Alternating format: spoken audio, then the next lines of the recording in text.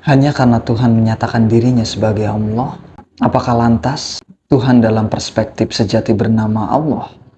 Dengan saya Indra Septiana, selamat datang di Denyut Semesta.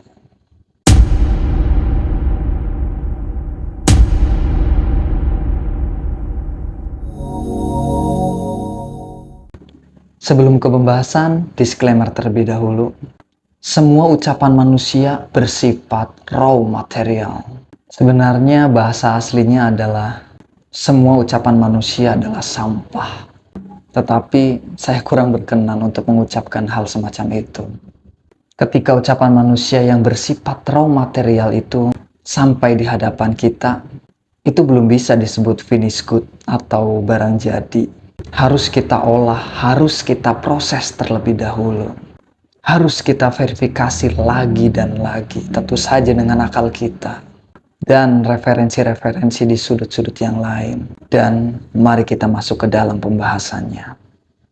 Ada 3 sifat Tuhan.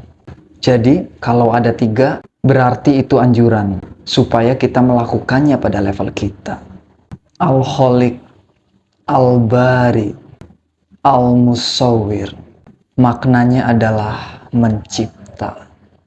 Dari yang awalnya tidak ada, menjadi ada.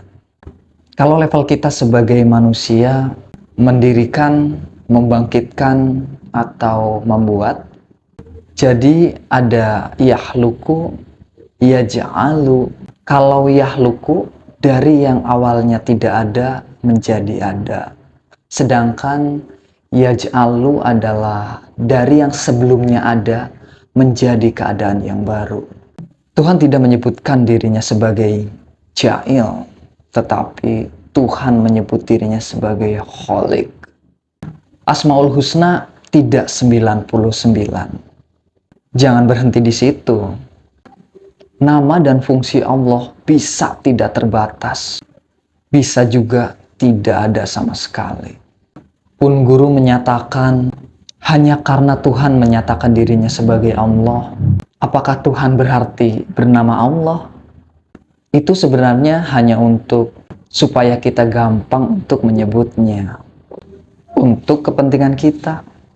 Misalnya gini, itu ayam, itu kuda, itu singkong, itu kentang. Apakah ayam itu ayam? Apakah kentang itu kentang? Itu sebenarnya kan hanya sebuah kesepakatan. Sebagai nama, sebagai tanda, itu konvensi komunikasi saja.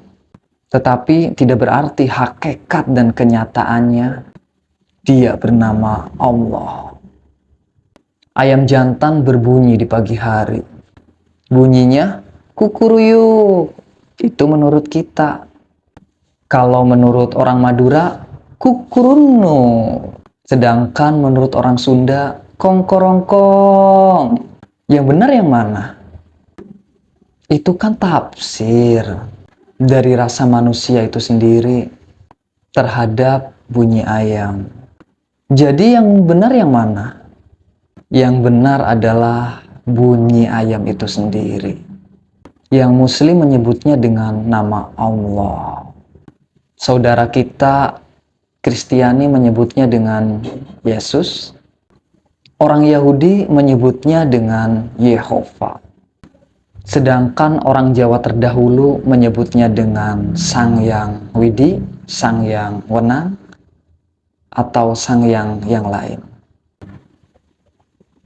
Kalau kita hidup di hutan sendiri, sendirian, apakah kita masih perlu menggunakan nama?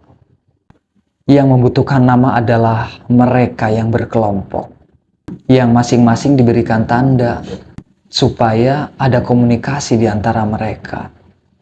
Selain Tuhan, ada siapa? Ada makhluk. Kalau makhluknya dimusnahkan, Tuhan sendiri. Tuhan tunggal. Jadi, apakah Tuhan butuh nama? Kalau Tuhan memberi dirinya nama, itu sekedar untuk memudahkan makhluknya, hambanya, untuk menyebut dia, untuk memanggil-manggil namanya. Dengan penuh kerinduan tentunya. Apapun penyebutannya, apapun namanya, yang terpenting adalah kesadaran kita bahwa ada kekuatan, ada energi yang maha dahsyat, yang mengatur ini semua, yang melaraskan ini semua. Untuk alam semesta yang lain, makhluk-makhluk yang tidak terikat oleh O2, Tuhan menyebut dirinya dengan hal yang lain, di tata surya yang lain, yang jumlahnya tidak diketahui itu. Wassalamualaikum warahmatullahi wabarakatuh.